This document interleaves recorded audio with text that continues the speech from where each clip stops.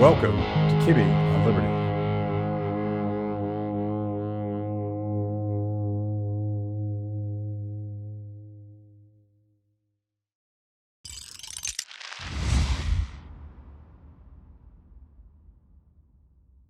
Clifton, it's been too long. It's good to catch up. Likewise, man. How you doing, Matt? Good. And I want to capture the conversation we were just having because I think it's an important life lesson and I hope an inspiration to young people trying to figure out what they want to do in your life. One of the things that I got from economics, the way that economists think about things, you're always thinking about the time value of whatever you're doing. And as you get older, you realize you have less and less time to accomplish the things that you want to accomplish. And, when I was young and stupid, I thought that I was immortal. We all did. But over time, you realize that the clock is ticking and you shouldn't waste your time doing things that are a waste of time. Suboptimal, economists would say it. And when I figured that out, I realized that I could accomplish a lot more because I was less risk averse to doing new things, to doing things that I didn't think I could do. And your mindset is in the same place. Yeah, no, and really recently as well. I crossed the 4-0 barrier a couple of years ago. Well, about a year and a half ago, and I was very, very depressed for a long time after that because I said, "Wow, half of my life is over, and what on earth have I done with it?" And it's not as though I'm, saying to you before, not as though I'm not accomplished or anything, but, I just wonder how much, if I had taken my time more seriously and if I had taken a more long view of life, how much could I have done? It's not just the time as well.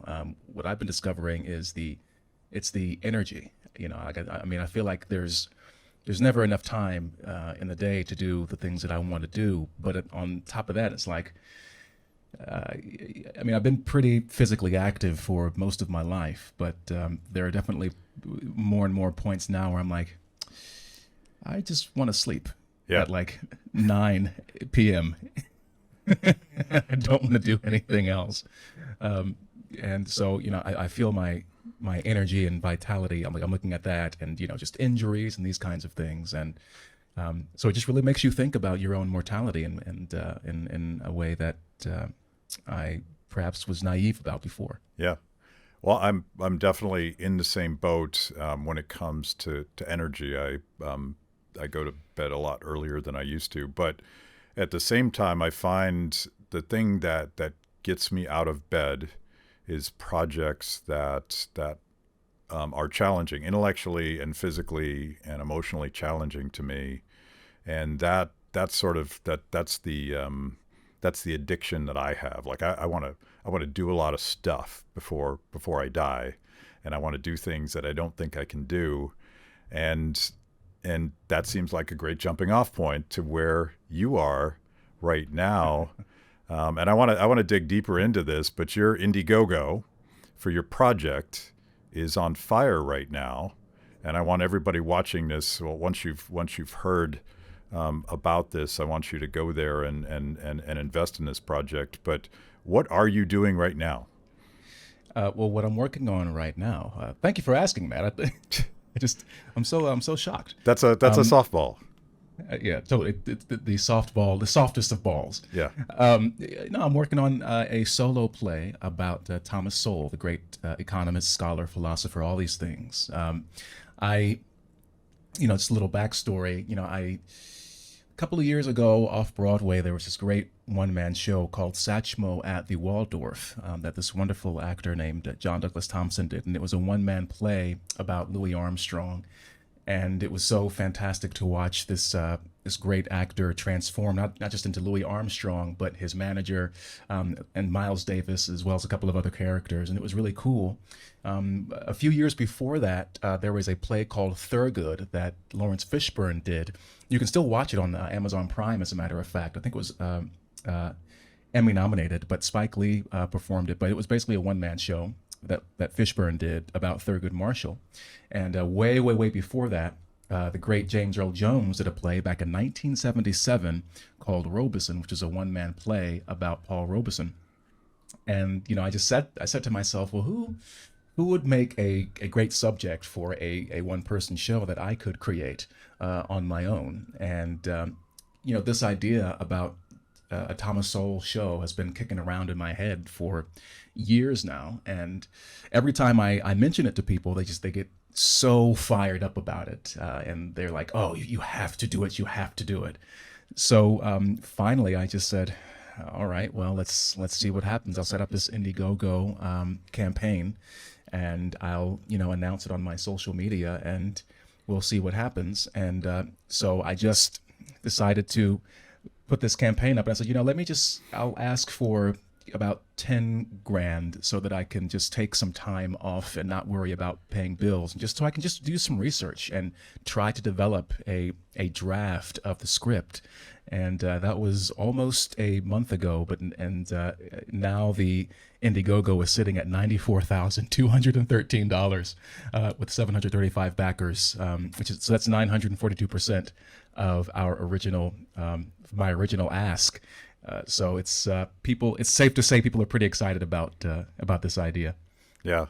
I want to get into Thomas Sowell's life a bit and see where you are in your research. I'm not an expert, but I certainly have some understanding of his work and his life. But the thing that I hope most of my viewers remember this from our last conversation, but the thing that's interesting about this is that you've come a long way since the last time we talked, which was about a year ago. And you were sort of at this precipice of having felt like you lost your career, that the career that you worked on as an actor and performer on Broadway. Let's remind people of that story before we get into this opportunity, so that people realize that this isn't just some guy saying, I'm going to play Thomas Sowell. Like you have skills. Yeah, well, I do still feel that loss very keenly. So for those who don't know, I dedicated 20 years of my life to acting. I went to New York University's graduate acting program. I got my MFA from there. It's the top acting conservatory, in my opinion, in the country. Very selective. Only 2% of the applicants ever make it in. The other two top schools being the Yale School of Drama, aka Jail School of Trauma, and Juilliard, aka Jail Yard. And I got my MFA in about 2009, right during the recession, which was a lot of fun. And I built up a resume just working across the country in our regional theater circuit, doing everything from Shakespearean tragedy to musical comedy, and winning accolades in each. In 2017 or so, after my agents began to beg me to please, God, stay in New York, I began to build my credits off Broadway. So, I was working in award-winning shows like Carmen Jones, which starred two-time Tony Award winner Anika Noni Rose. And then I moved into television, working on shows like NCIS New Orleans, working with actors like Scott Bakula. And so, I'm a shy military brat, and I never imagined I would be working in the capacity that I was working in. But when I was about 17 years old, which Zoomers think is the Stone Age, apparently, or Jim Crow. I don't know which, they seem to kind of mash all the time periods together. But I was just very encouraged early on. I had so many people who said, if you work hard, you can really be successful at this. This is at a time, by the way, where I'm told that the industry and the people in it are white supremacists. So it's just funny to have that contrast. But in 2020, even though things were finally blossoming, and I put in all this time, made all these sacrifices, as we all do, to work at something significant, something great. I was like, all this, it's all finally working out. I can finally get out of this, shoebox apartment that I'm renting this room in, and I can live my life and get paid a lot of money to do something that I really enjoy and that I've developed a lot of proficiency at. And then the pandemic era hit. And in 2021, the industry imposed these mandates that you have to take this injection, which I'll, for the sake of simplicity, I'll refer to as a vaccine. And, I said, well, I've already caught the disease, so why should I have to take this thing? And the industry as a whole shut down. The theater shut down for about 2 years. And I lost my manager, I lost my voiceover agent. All that momentum I built up just went away. And partly because I was very vocal about, we're doing this wrong. We're damaging, these lockdowns are damaging our children and damaging the economy. The vaccine mandates are unethical. And I had a lot of complaints, and I was like one of the few people in the entertainment industry at all who was very vocal about what was going on, certainly in the theater. And the tall nails always are the first ones to get hammered down. And so at this point, effectively, I'm persona non grata. After all that time, so it's still to this day, like, I can't watch anything that's made or produced after the year 2020. I get filled with, it's a visceral rage, and a sense of self-righteous indignation, I think. So I've had to kind of get over myself in that sense and move on and not be bogged down by the bitterness. But that's, that may be a process that takes years. Free the People is embarking on our most ambitious project to date to document and expose the lies behind the greatest public health failure in my lifetime. We're talking to insiders with firsthand knowledge of the government's role in funding, creating, and then covering up the COVID-19 virus in our exclusive new documentary series, The Coverup. But I need your help.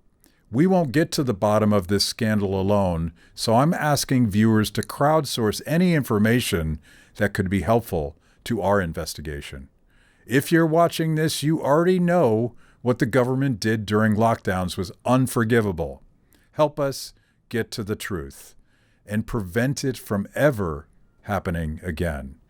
To get involved, go to freethepeople.org/coverup. That's freethepeople.org/coverup. The truth is out there. Yeah.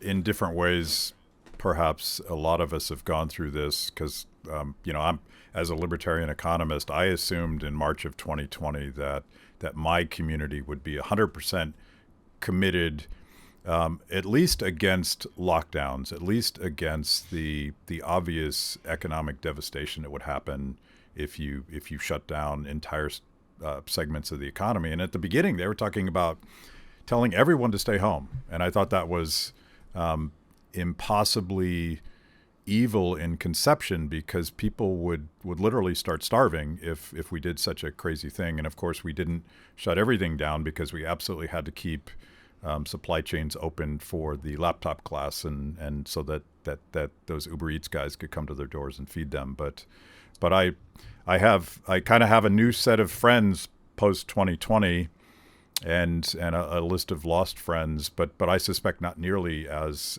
dramatically as you have, because you were shut off from your entire world. And I get the bitterness, but out of this, perhaps has become an opportunity. Your voice is persona non grata in your old community, but you have built a brand as an outspoken voice for sanity amongst a new audience, and that to me is an opportunity. Well, it's really interesting. I made a joke a few months ago that, being purged from the entertainment industry has finally allowed me, given me permission to meet and befriend intelligent people. It's a bit of a broad statement. It's not entirely accurate, but, it's interesting because I had an old Twitter account where I was like, hey, everyone, come and see the show that I'm in. I've just been casting this, that, and the third. And of course, no one cared about that. I also had an anonymous account where I, gave my true opinions. But then 2020 came, and it wasn't just the pandemic stuff. It was also the social unrest, the racial unrest, and it just swept through the industry. And I said, I can't.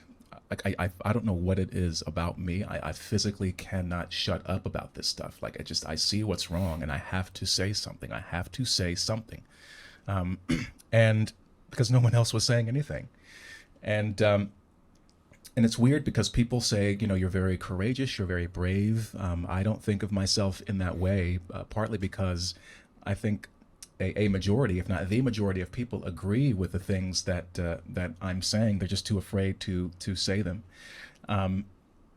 And on top of all of that, I never set out to be any sort of, this isn't the word that you used, but to be any kind of spokesperson or any kind of activist or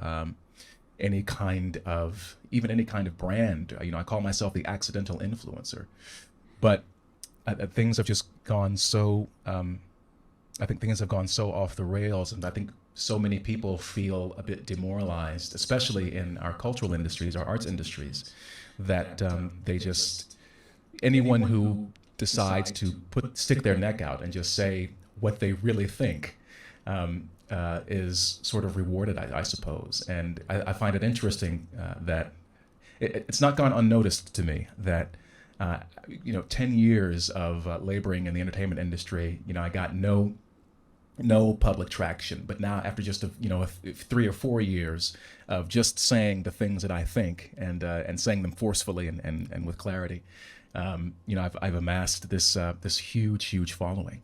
It's and then that leads into the excitement for the Soul Project as well. It still hasn't sunken in for me. I can't believe that it's real, and I don't know what the future holds and all these turns that that I've taken, but it's certainly interesting. Yeah. And the last thing I'll say is that I was in New York recently, and the good news, that old community is dead, but there is the sort of underground, subterranean. I still have some ties to that community, and they kind of feed me insider tips and tell me about all the degradation going on. Yeah. But I think I listening to people's stories and how the other young actors and comedians and musicians, how they were shut out of their own careers by these mandates, by these ridiculous, and by politics. And they really gave me the sense, just talking to them face to face, of thank you so much for speaking out, and you really got me and my family through some very hard times, and you really helped us out a lot. And so I do take gratification in that. I mean, I didn't realize the kind of impact that I was having on people, but people in a sense are happy and excited that I'm speaking out for all the societal stuff, but I've really focused a lot more of my attention on what's happening in our arts industries, and people are really excited about that as well. So it's not something I ever asked for. I just wanted to be an actor and live my life, but it seems that the universe, or whatever you might call it, had something else in store. In a weird way, it's perfect timing, and going back to the original concept of risk taking and not wasting time. Lockdowns came at a moment when technological disruption was breaking up the old top-down institutions. And one of the two of the remaining cartels were kind of the entertainment industrial complex, whether it be old Hollywood or Broadway, and politics itself, which is a very closed system and still wanting to run the world the old top-down way. And you are just one of the guys that has exploited the fact that people want something different, and that this is a classic definition of entrepreneurship, seeing around the corner of history, perhaps being forced into a situation that you didn't anticipate, and saying, what, we can do something with this. And to me, that's exciting. I'm about to talk later today to my friends at Angel Studios, and they, in the same way, not because of lockdowns, but because of the Hollywood cartel wanting to spoon feed us only one type of story, only one narrative, only one set of values. They're seeing an opportunity to crowdsource something different, and I think that this is the beginning of that process, not the end. I want to go back to you and how you discovered Thomas Sowell, and I'll start by saying how I discovered you. I think I said this last time, but you had given a speech at the Mises Institute quite some time ago now, I suspect, probably 2 years ago. And you had somehow become red-pilled. You had done some research and discovered a different set of ideas.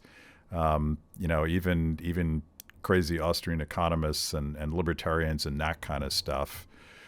Talk about that and tell us where Thomas Sowell fits into that discovery process. Sure. Yeah. It was actually a very gradual process. I've been thinking about this a lot. It started in 2007 or eight, around thereabouts.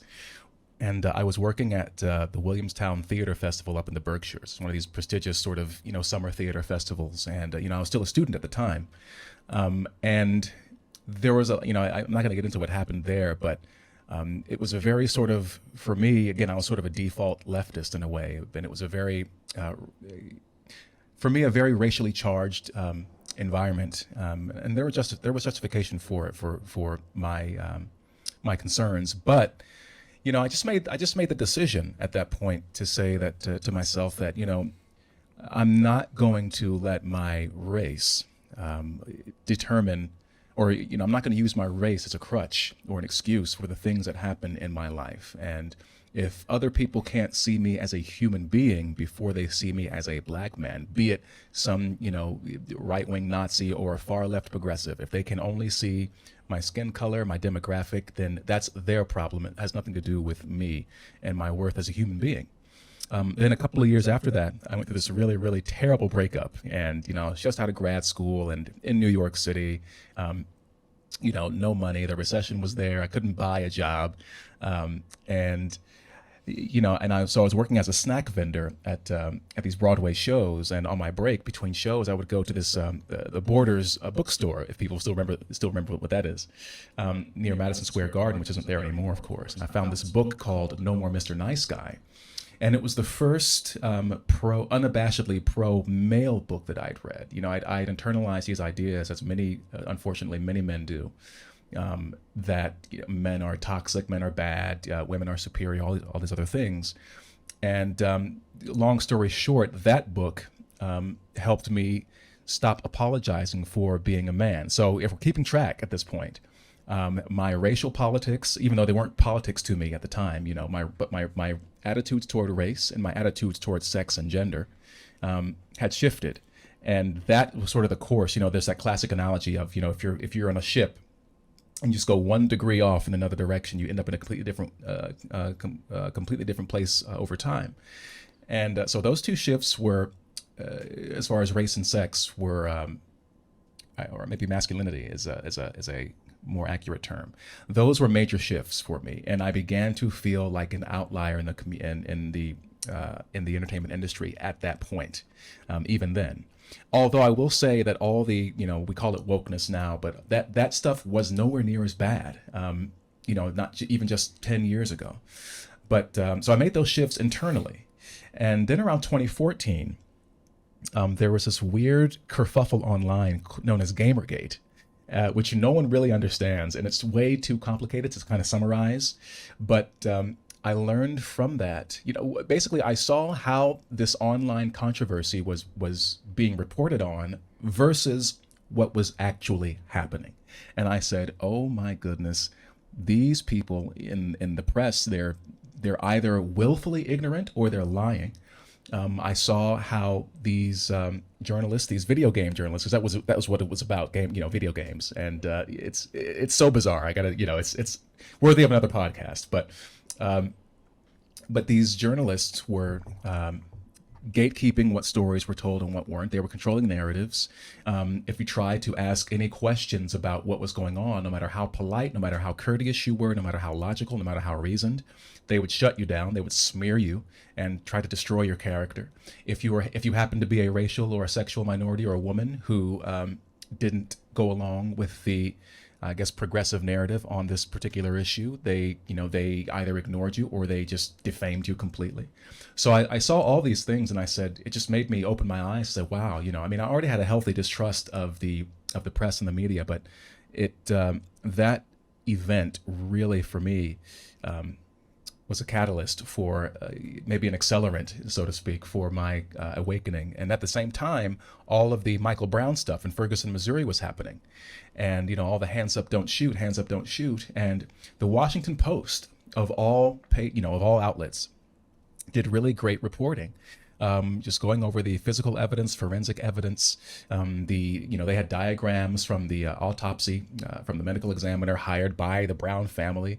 And so there was no way that the hands up, don't shoot version of events was true. It just wasn't. And yet I kept seeing all these celebrities, all these politicians, all these journalists, keep going, hands up, don't shoot. And so that was a huge moment, I think, when the scales dropped from my eyes and I said, wow, we live in a world of lies. And, and so in the ensuing years, I'd listened to, I discovered online people like Douglas Murray and Jordan Peterson and others. And I think just one night, I stumbled onto this clip. I saw, this thumbnail with this black guy with these, big glasses and the most perfectly coiffed afro I've ever seen. And I was like, who is this dude? And it was on the Bill Buckley show, and he's just completely destroying. I marveled at how this man, who I'd never heard of before, was so clinical and so clear in his dismantling of these typical left-wing arguments that I've heard all my life. And what was even more striking was that he was making these arguments, back in the 80s. And immediately I was like, I need to know more about who this guy is, because he's phenomenal. And so that's how I discovered him, just trolling around on YouTube, and he popped up in my feed. So which further down that rabbit hole, and I love to talk to someone old enough to remember bookstores, because and perhaps we need to explain what that is to the younger generation. But which books did you devour, either from Thomas Sowell or other people in that sort of same stream? The first Sowell book that I bought was Black Rednecks and White Liberals. The title alone, I was like, that's interesting. Yeah, that's provocative, right? Yeah, just a bit, a bit. And it completely changed how I see race and society and culture.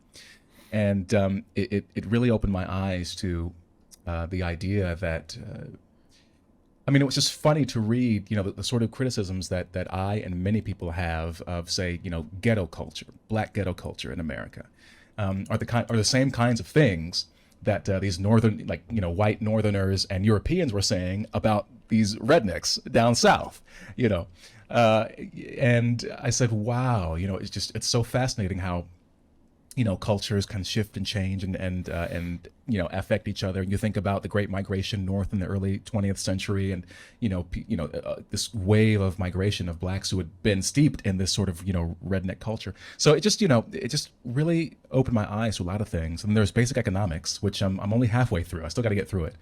But the first chapter, one or two chapters in that book, just completely put me off of ever voting for any socialist or centrally planned. It made me so hyper aware of just the ridiculousness of the idea that there could be a centrally planned economy. And I think that book should be required reading for all high school students. I said, if a dumb actor like me can understand this, and of course Sowell wrote the book in order to be accessible to people. I said, if I can understand this, then, everyone should be able to understand this. And so I think those were the two books for me that really set me off on this journey. There was, as far as how I view race and culture, how I view the economy, but then probably the most extraordinary book of his that I've read, and he himself says it's one of his most important books, is A Conflict of Visions. And that to me is just a wonderful, wonderful elucidation of the ideological conflicts and political conflicts of our time. He does such a wonderful job, I think, defining these two sort of divergent social visions that he calls the restrained and unconstrained visions. And it just really illuminated for me, okay, this is why things are the way they are. It really made clear why the pandemic years worked out the way that they did. That book's like almost a manual. but just the way that he lays out all these different strata of society and how these ideas and the ideologies conflict with one another. It's just, it's I don't know what it is about these kinds of pursuits or just these kinds of ideas, but that is so that turns me on so much. But I just said, wow, this is so fascinating and so interesting. I've never seen things in this way before, and it's just so illuminating and very exciting. So that was sort of a long-winded answer to your question, but yeah, so black rednecks, white liberals, basic economics, conflict of visions. At Kibbe on Liberty, freedom is a lifestyle 24/7, something you live and breathe and wear every day. If that describes you, you need the very best Liberty swag in the market today, just like this shirt I happen to be wearing. Go to freethepeople.org/KOL and check out our exciting merch. You too can love liberty and look cool. Yeah. So you just said something that should have been obvious to me, but I never thought about it before, because I'm working on a project looking at serious intellectuals, particularly in the Austrian way of thinking about economics, that were not just intellectuals, but popularizers, people that could translate complex ideas into common sense. And I need to add Thomas Sowell to that list, because that's like, he's a serious intellectual that deserves but will probably never be nominated for the Nobel Prize. But his particular skill is taking that substance and translating it into something that seems obvious to non-economists. Like most people just don't process information the way that economists do. We're weirdos. We don't think about things in a normal way. And what's funny about that is, like, when we always quote Friedrich Hayek on my show because I'm obsessed with his way of thinking about things. But when people will text me or message me on X and say, where do I start with Hayek? I always say, read Thomas Sowell's book, Knowledge and Decisions, because Hayek is a famously dense author, and English is not his first language. Yeah. His insights are ultimately quite simple and profound, but it was Thomas Sowell that I think translated that in a very consumable way. I mean, it's still a very substantial book, but I always recommend Knowledge and Decisions. I think that book was introduced to me by one of my graduate school professors, Walter Williams, another rock star who was breaking boundaries. But I'm struck by the story of Thomas Sowell is perhaps a metaphor for your own story.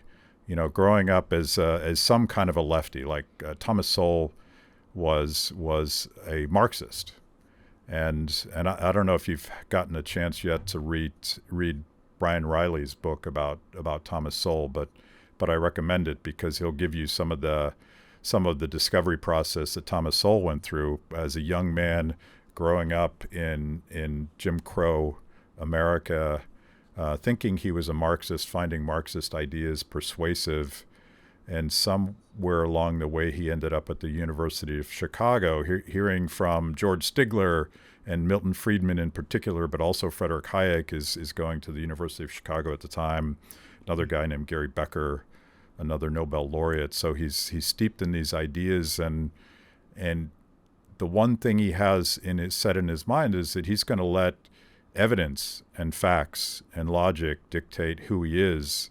And eventually he went through this process of being a devout lefty to being something fundamentally different. The story is not unlike yours. Well, it's interesting, and again, that was one of the things that compelled me to him, especially at the time when I discovered him, because I was just in I was still in the throes of my own intellectual transformation and at the beginning of my own intellectual journey. And I mean, I love that. And, you know, I mean, I'm still researching his life. I have his memoirs and his letters as well. And I look forward to diving into those to kind of get an internal view of what he was experiencing during those times. But, you know, it's very particularly for Black Americans. There is a lot of social pressure within our communities and within our neighborhoods to view things a certain way, and especially if you are. Let me backtrack. It's just, it takes a lot of courage, a lot of stubbornness to push back on these ideas that have been sort of put into you from birth about racism and about society and about haves versus the have-nots. And so just the idea that that someone as smart as Sowell could study with someone like a Milton Friedman and still come out of that a Marxist is really interesting to me. But it's endearing because, when he talks about it in his interviews, he's like, Marxism and that whole sort of worldview really made the world make sense at that time in my life. And, it really humanizes us or humanizes Sowell in a way, because he's looking around and seeing, why are some people living fabulously wealthy lives, and why are these other people just so just completely poor. And so I just love the idea that he went through with this mindset all throughout his youth, and then working for the government was when he was like, wait a minute, something else has to go on here. But when I saw that journey of a shifting mindset, I said that resonates with me so deeply, as you said. And just thinking forward to the play or what it might be, that in and of itself is a fascinating narrative journey. And as I was referencing just before, especially as a Black man in this country, and I'm sure you see this the same kind of thing. Any sort of Black person who diverges at all, deviates at all from this, I'll call it a far left sort of vision of the world, as Sowell would say. They're just ridiculed. Just the other day there was I don't know if you saw the tweet by what's the guy's name, Harry Sisson, this sort of paid Democrat operative, I suppose, and there was that 9-0 Supreme Court decision to keep Trump on the ballot in Colorado, and he singled out Clarence Thomas and to insult him. And I said, dude, this is how and I consider myself, pretty liberal in a lot of ways still, but I can look at someone like Clarence Thomas and his life and what he's been through and recognize, this is someone of, a staggering intellect and toughness and smarts and knowledge. And I'm like, how effective he is, because they've been trying to destroy him for 3 decades. Yeah. So, but it's guys like that, or Herman Cain or Ben Carson. You see what happens, or Candace Owens, and it's not as though I share their politics, but it's just that, it's an example of the immense social and societal pressure that is faced by anyone who decides by any Black person, which I think is kind of insidious, that decides to push back against what they're told about how they should feel about white people or history and society. And so it's not just the economics or the socio-political pushback with Sowell. It's just the fact that he had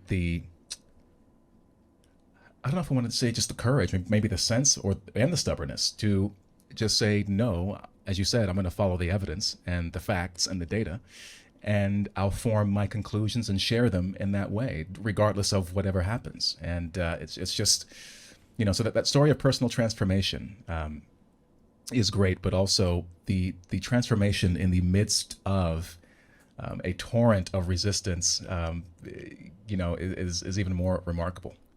I wonder, I don't know this, and maybe you've gotten deep enough in your research, but yeah, that you have to imagine that the stubbornness of being a Black economist that was expected to embrace the status quo ideology, the status quo of, not so much Marxism, but just any sort of patronizing authoritarianism, whatever the flavor might be. That was the dominant ideology today. And you wonder if it was harder then as kind of the first guy to go, or fast forward today where sort of woke ideology in my mind is like so profoundly racist, because all it does is look at skin color or sexual identity or whatever those intersectional categories are. I don't know if it's harder today. It seems like it would have been harder then in a closed system where there wouldn't have been anyone to sort of say, quietly or publicly, I got your back. I'm with you. Keep going. And at least today there's pushback.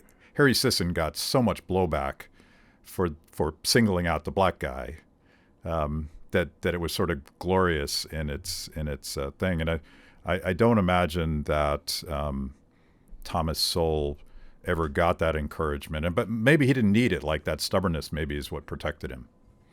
Well, it's interesting. I opened his memoir, A Personal Odyssey, just to a random page in the book, and there's this small anecdote where he talks about he had a sociology professor who came into the class beaming about the passage of not passage, but the SCOTUS decision about Brown v. Board of Education, and his sociology professor was like, "Yes, this is great, yada yada yada," and I'm gonna butcher the story horribly, but but Sowell, his response was like, well, this other court case passed like 50 years ago. Do we really think this is going to benefit us in the short term anytime soon? So I think in a way he was kind of built different from the start. But and on top of speaking of wokeness, I call it white supremacy because a central tenet of the ideology, is predicated on this idea that if you're a black person, just by the circumstance of you being black, you are automatically oppressed and inferior to these white people who are so powerful and so omnipotent that they control your entire life, and even the people who aren't alive anymore still dictate your life.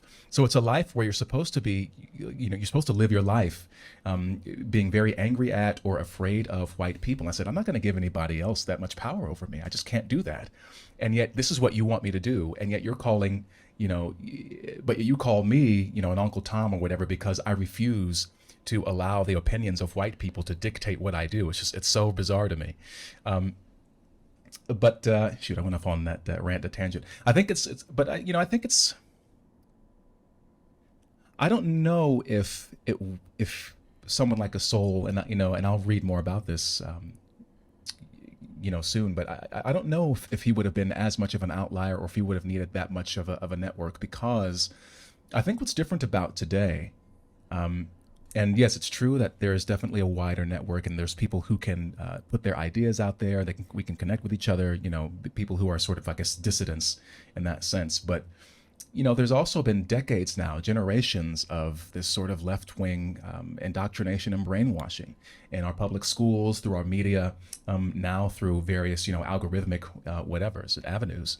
Of this one idea that there is this one way to see the world, there's this one way to view things. And I think it's done so much extraordinary damage to Black America to internalize these ideas about themselves and about their history. And I think it's interesting now because Sowell is enjoying this sort of renaissance. I think there's these great channels that you can find on YouTube, these great videos of young Black Americans who are watching his and reacting to his lectures or his interviews, and they'll pause and they'll be like, "Man, wait a minute." Like he was asked that question about how, I think it was Peter Robinson interviewing him, and he was like, "How do you what advice would you give to young Black people today?" And Sowell, in his typical economical sharpness, just said, "Get skills people will pay for." And these people were just, these young Black folks, just like, "Man, that facts, that makes sense. How come I never heard of this guy before?" And these videos have like hundreds of thousands, even millions of views, and so. It is interesting to see how, towards the, in the latter part of his life, Sowell, who's been fighting for decades and trying to get these ideas out there, it seems like he's having an impact. And I think I wonder if that's part of why you're seeing this split. I mean, I don't know if you saw this report in the Financial Times a couple of weeks ago about the gender divide as far as politics, where men are either, here, Canada, South Korea, London, they're either staying center politically or moving to the right, while women are going just left, left, left, left, left. Of course, I'm pointing in the opposite directions. But in Black America, the same thing is happening, where Black men are going more and more away from, I won't say that they're screaming towards the GOP, but they're definitely looking at Democrats like, this ain't it, bro. And I wonder if Sowell is a part of that awakening. Thank you for joining me today on Kibbe on Liberty and for being part of our fiercely independent audience. Every week, my organization, Free the People, partners with BlazeTV to bring you this show. My guests bring smart perspectives on everything from current events to timeless philosophical debates. If you like what you hear, go to freethepeople.org/KOL and support Kibbe on Liberty so we can continue to produce these honest conversations with interesting people. Now, let's get back to it. Yeah, his presence on TV, and again, this is unusual for an economist, someone that can explain simply, profoundly complex ideas that should be simple. Economics should be about storytelling, but most economists sort of get bogged down in high theory, trying to convince you that they're smarter than they are. So let's pivot to the creative process. Like this is not a insubstantial challenge to take on to represent Thomas Sowell on the stage to the extent that you can. Tell me what you think this looks like. Well, it's difficult. Right now at the beginning, it's weird because I'm very daunted. Like the great producer Rick Rubin talks about how, even though with all of his accomplishments and all of his obvious genius and brilliance, at the start of any creative process, you just don't know what the damn thing's going to be. And so there's a sense of anxiety and a sense of terror almost, like how on earth, what is this? And so for me right now, the process is about, I go back into my training as an actor, where I have to take almost a more detached look at Sowell and just investigate his life like I would research any role. You ask yourself, who is this person? The fundamental questions: who is this person? What did they want, or what do they want in their life? AKA, what's their objective, or their motivation, as they used to say. Why do they want it? What do they stand to lose if they don't get it? What's in their way? What's their background like? What was their education like? Their family life like? What's their socioeconomic status? Where did they grow up? So all these kinds of, I had a teacher who once said that information is inspiration. And so what you do is, as an actor, you fill yourself up with whatever you're studying. So if I'm playing, Hamlet, and I'm going to read all around the role, I'm going to read, what he says about himself. I'm going to read about what other people say about him. I'm going to say what the author says about him. It's a detective process of finding clues, and I want to find a strong, because it's not just about sharing his ideas or his story, because if it were just about let's share his story, you could buy his biography or his memoirs, or you could go watch a documentary about it, or you can go to Wikipedia, if you want to. So the real challenge is to create a piece of dynamic, compelling, exciting theater. That is the main that's the main purpose, the main goal, and it's about this central figure who is fascinating. And the challenge also becomes, which areas of his life do you want to focus on? But for me, I'm really, really interested in who is the man underneath the legend. Who is the, we love his ideas and we love the impact that he's having, but what is it that drives this person? And that's what you always ask yourself as an actor. You're always searching for, what is that thing that makes this person tick?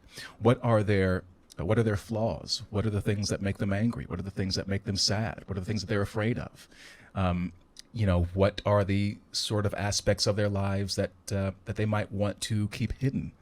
Because these are the things that really draw us into people. The vulnerabilities are what draw us into people and into characters.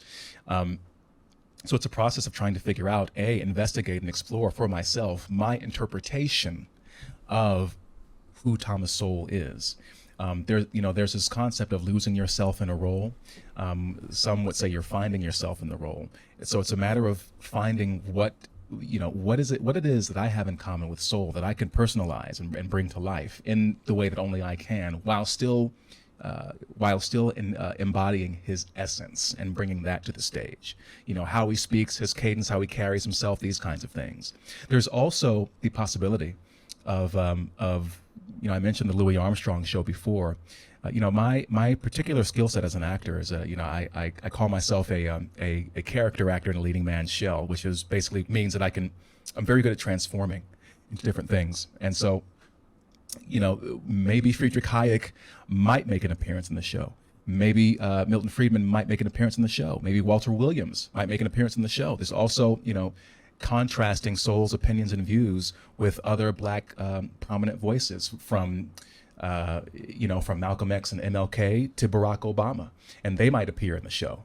And again, thinking about it from an audience perspective, and it kind of goes back into me as an artist entrepreneur, what would be fun for the audience, aka the consumers, to see, what would be exciting for them to watch and fun for them to watch. It's one of the amazing things about the Louis Armstrong show. This wonderful actor named John Douglas Thompson, he transformed not only into, not just Louis Armstrong, but also Miles Davis. It was so cool, but also Armstrong's white manager. So, and of course, you can't just transform your race on stage, but it's the act of craft and imagination and technique. And the audience can suspend their disbelief and say, okay, I see what he's doing. I know that it's not real, but it's so absorbing that I'm going to go along with it. And it's going to be a part of the ride and journey of the show. So, I don't know what it looks like, but there's a lot of possibilities to be had. And there's also the aspect of, do you want to put it to one act or two acts? What kind of magic can I create on stage?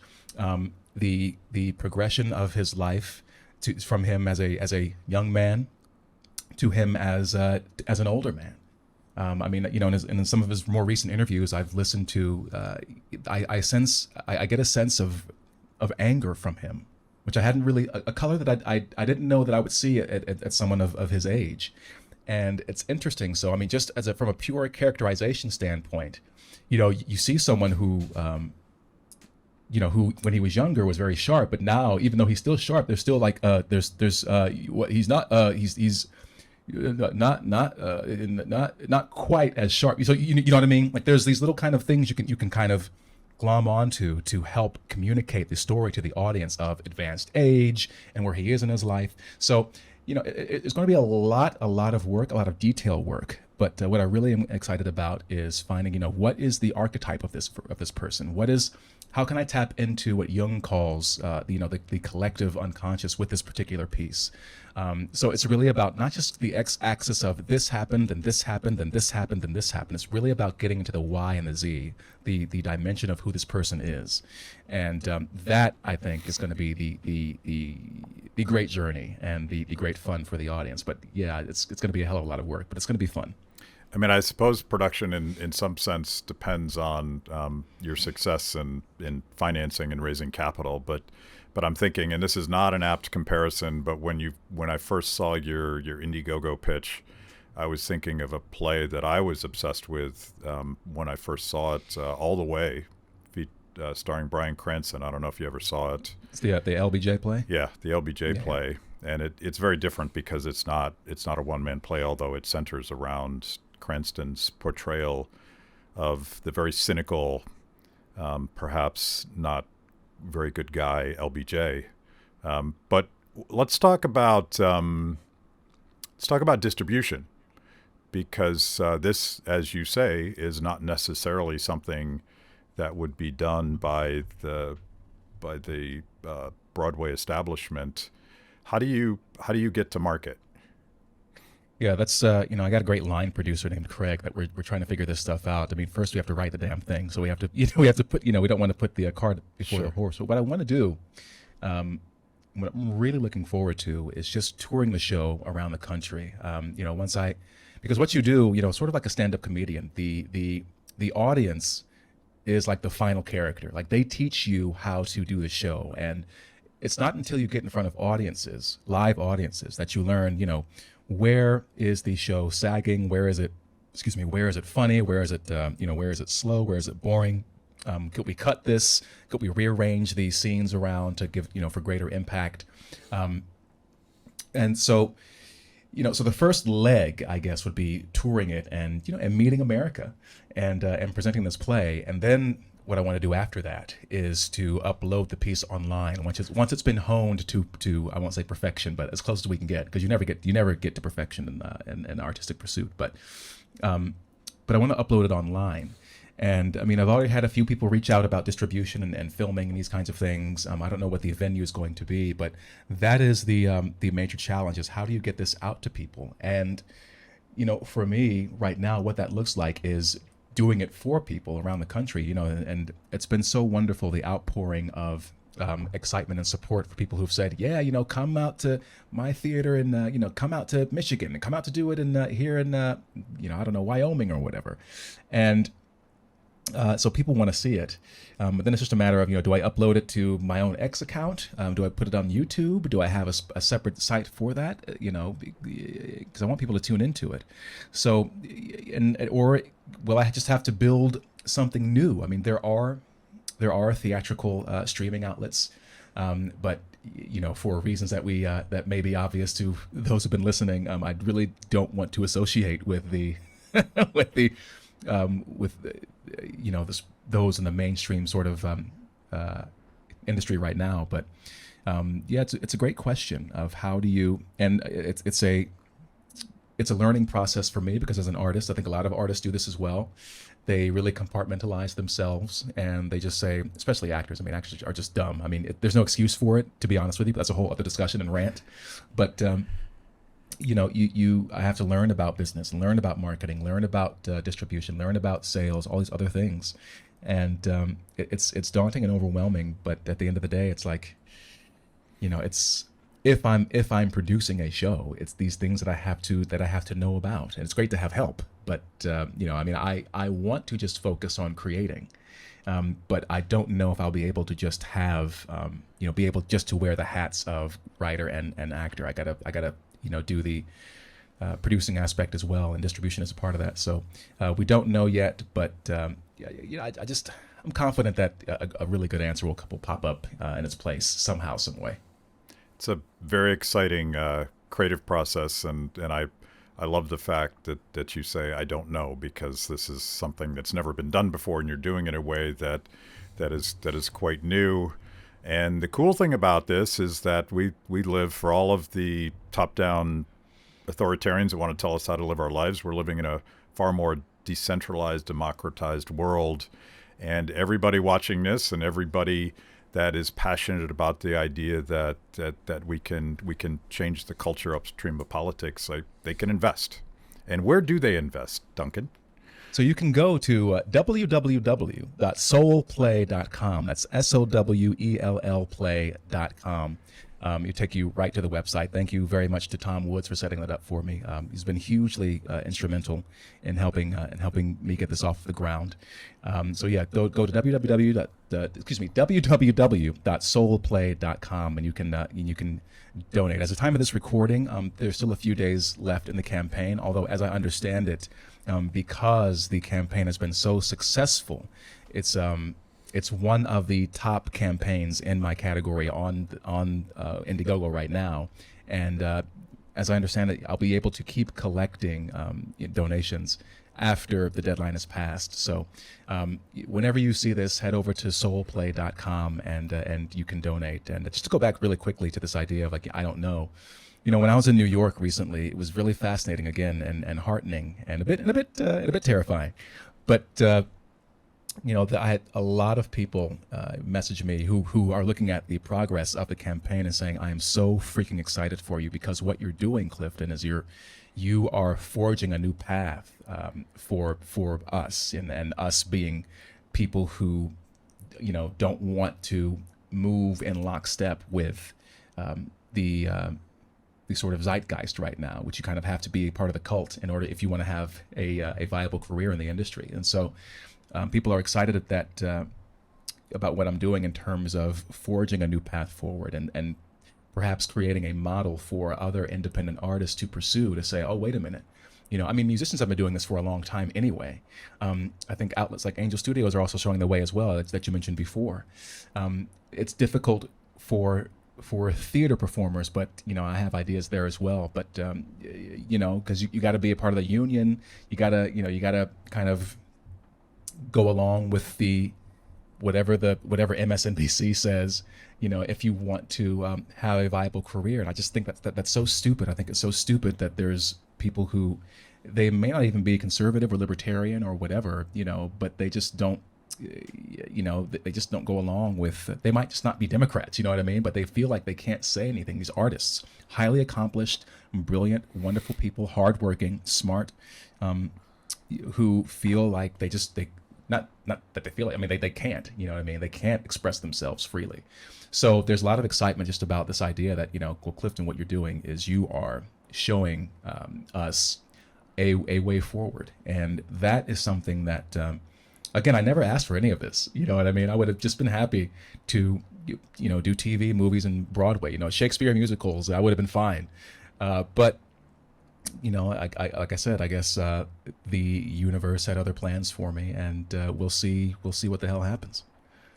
Okay, Clifton Duncan, thank you so much, and I look forward to talking to you once you get to the next step, whatever that is, and let us know if we can help. Well, thanks, Matt. It's been a pleasure. Thank you. Thanks for watching. If you liked the conversation, make sure to like the video, subscribe, and also ring the bell for notifications. And if you want to know more about Free the People, go to freethepeople.org.